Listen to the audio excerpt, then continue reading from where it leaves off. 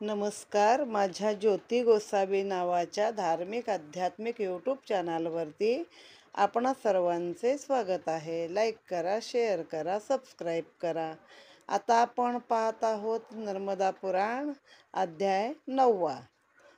त्वदीय पाद पंकजं नमामि देवी नर्मदे सबिंदु सिंधु सुस्खलं तरंगभंगरंजितं विशत्सु पापजात जातकारी वारि संयुतं कृतांत दूत कालभूत भीतिहारी वर्मदे त्वदीय पाद पंकजं नमामि देवी नर्मदे.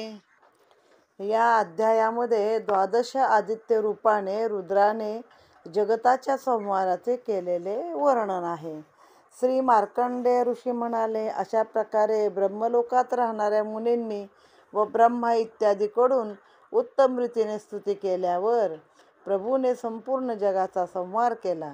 ते महाभयंकर रूप, दक्षिणाभिमुख, अव्यय, मोठ्या मोठ्या दाडाने, गंभीर शब्दाने, पाताळापेक्षा खालील प्रदेशाची शोभा वाढवणारे, विजेच्या लोळाप्रमाणे अग्निमान, पिवळे नेत्र असलेले, रोमरोम कंप पावणारे, लपलपणारी जिव्हा, मोठ्या कराल दाढा आणि महासर्पास मस्तकावर धारण केलेल्या, मोठ्या मोठ्या राक्षसांच्या शिरांच्या माळा धारण केलेले, महासमुद्राच्या जलास आहुतीप्रमाणे प्राशन करणारे, वडवानलाप्रमाणे आपल्या विराट जिव्हेने संपूर्ण जगतास चाटणाऱ्या, खाणाऱ्या, जगतास चाटणाऱ्या महादेवाच्या मुखास ब्रह्मदेवाने पाहिले.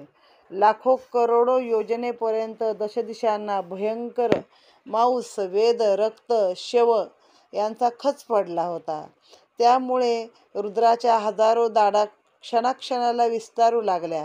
ब्रह्मदेवांनी त्या दाढांमध्ये सूर, असुर, गंधर्व, यक्ष आणि राक्षसांना जाताना पाहिले. त्या सर्वांची मस्तके दातरूपी यंत्राच्या फटीत चूर्ण चूर्ण होत होते. हे राजन, ज्या प्रकारे नाना तरंग, फेस यासह नद्या समुद्रात सामावतात, त्याप्रमाणे हे सर्व जगत त्यांच्या मुखात प्रवेश करत आहे असे पाहिले. अनेक जीवरूप अथांग समुद्राप्रमाणे येथे पसरलेले जगत मेघाप्रमाणे नाद करून जळत त्या विशाल रुद्राच्या मुखात सामावले. त्यानंतर त्या शंकराच्या मुखातून ठिणग्यांच्या धुरासह भयंकर रूप धारण करून धगधगणाऱ्या ज्वाला सर्व दिशांना प्रकाशित आणि प्रज्वलित करू लागल्या. त्या अद्भुत रूपधारी रुद्राची चंचल जीभ आणि दाढा असणारे मुख सूर्याच्या सहस्त्र ज्वालांनी युक्त असे. त्यावेळी ते रुद्र वाराह सूर्यरूप बनले. त्यानंतर म्हणजे मागचा मत्स्य अवतार सांगितलेला आहे शंकरांचा आणि हा आता वाराह अवतार आहे. त्यानंतर भगवान रुद्रांच्या अंगातून निघालेले 12 सूर्य दक्षिण दिशेचा आश्रय घेऊन पृथ्वीस जाळू लागले. पृथ्वीवर जे काही वृक्षलता, तृण असणारे पाणी होते ते पावसाअभावी शुष्क होऊन गेले. म्हणजे जे काही थोडंफार गवत होतं, थोडंफार पाणी होतं, ते पण शुष्क होऊन गेलं. म्हणजे भयंकर रूपाचं असं वर्णन केलेलं आहे की एकदम मोठं रूप आहे, कराल दाढा आहेत मोठ्या मोठ्या अणकुचीदार, अग्नीसारखे पिवळे भडक डोळे आहेत, दक्षिणेकडं तोंड केलेलं आहे आणि मोठ्या मोठ्या दाढांनी सगळं ब्रह्मांड आपल्या तोंडामध्ये गिळत आहे, घालत आहे, चावत आहे. यंत्राच्या फटीत देव, गंधर्व, असुर सगळे काही चूर्ण चूर्ण होऊन जात आहे. अशा या महादेवाच्या चेहऱ्याला ब्रह्मदेवाने पाहिलं. ते सुद्धा म्हणजे घाबरून गेले पाहून. तर लाखो करोडो योजनेपर्यंत दशदिशाला मांस, मेद, रक्त, शव हेच पडलं होतं. याचाच सर्व चुरा पडला होता. आणि मग असं जसं काही वाटलं की ज्याप्रमाणे सगळ्या नद्या येऊन शेवटी समुद्रामध्ये सामावतात, त्याचप्रमाणे महादेवाच्या मुखामध्ये हे सगळं जग आतमध्ये शिरत आहे, मावत आहे असं सांगितलं.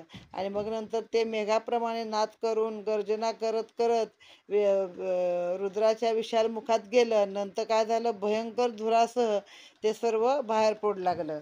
मग त्यावेळी 12 सूर्य उगवले. ते दक्षिण दिशेला थांबून पृथ्वीला जाळू लागले. पृथ्वीवर जे काही थोडंफार गवत वृक्ष होते ते पण जळून गेले. आणि मग काय झालं, सगळी पृथ्वी ही व्याकुळ झाली, पाण्यानं शुष्क पडली पृथ्वी. सारी पृथ्वी संपूर्ण रूपाने व्याकुळ झाली. रुद्रापासून उत्पन्न त्या सूर्याने सर्व काही क्षणात जाळू लागले. सूर्य क्षणात जळू लागले. संपूर्ण जग नष्ट होत धुराने आच्छादले. मग ते पुण्यापासून उत्पन्न झाले होते 12 सूर्य, शंकरापासूनच, रुद्रापासून. ते क्षणात जळायला लागले. सगळ्या जगामध्ये धुराने कोंदून गेलं जग सगळं. संपूर्ण भूमंडल अतिप्रकाशित होऊन जळू लागले. तसेच संपूर्ण चराचर ज्वालांनी व्याकुळ बनले. सप्तद्वीप, समुद्र, नदी, तलाव तसेच संपूर्ण जगतास हा अग्नी यज्ञात आहुतीप्रमाणे खाऊ लागला. रुद्रातून उत्पन्न होणाऱ्या तीव्र तेजाने फोफावणाऱ्या ज्वालांनी मग त्या आग ओकणाऱ्या सूर्याने साऱ्या जगाला जाळून टाकले. त्या सूर्याची किरणे परस्परात मिसळून त्रैलोक्यवर्ती चराचरास दग्ध करू लागले. त्या रुद्राने सप्तद्वीपासह अखंड पृथ्वीच जाळून टाकले. तेव्हा सुमेरूपासून मंदराचलापर्यंत पृथ्वीच जाळून 7 पाताळाचे भेदन करून नागलोकासही जाळले. म्हणजे पृथ्वीच काय तर ती खाली जी 7 पाताळं आहेत नागलोकापर्यंत शेवटचं तिथपर्यंत जाळलेलं आहे. हे युधिष्ठिरा, त्या अग्नीने ताऱ्यासह भूमी आणि त्याखाली असलेल्या 7 लोकांना 4ही बाजूनी जाळत फिरू लागले. रसरसणारा तप्त लोहरस रात्रीच्या वेळी जसा दिसावा त्याप्रमाणे प्रलय काळात प्रदीप्त संवर्ताग्नीने हे सर्व जग जळू लागले. त्यावेळी ही पृथ्वी, वृक्ष, गवत, नदी, निर्झर, तलाव तसेच पर्वत देखील सर्व जळून गेले आहे आणि पृथ्वी कासवाच्या पाठीप्रमाणे सपाट दिसू लागले. संपूर्ण चेतन जगतास प्रखर ज्वालांनी व्याकुळ करून महारुद्र रूपधारी भगवान शिव शांत झाले. तेव्हा मातृगणाने युक्त यक्ष, सर्प तसेच राक्षसासह हिरवे नेत्र असलेली नर्मदा देवी आदित्य नावाच्या रुद्राचे सर्वजण सामावले.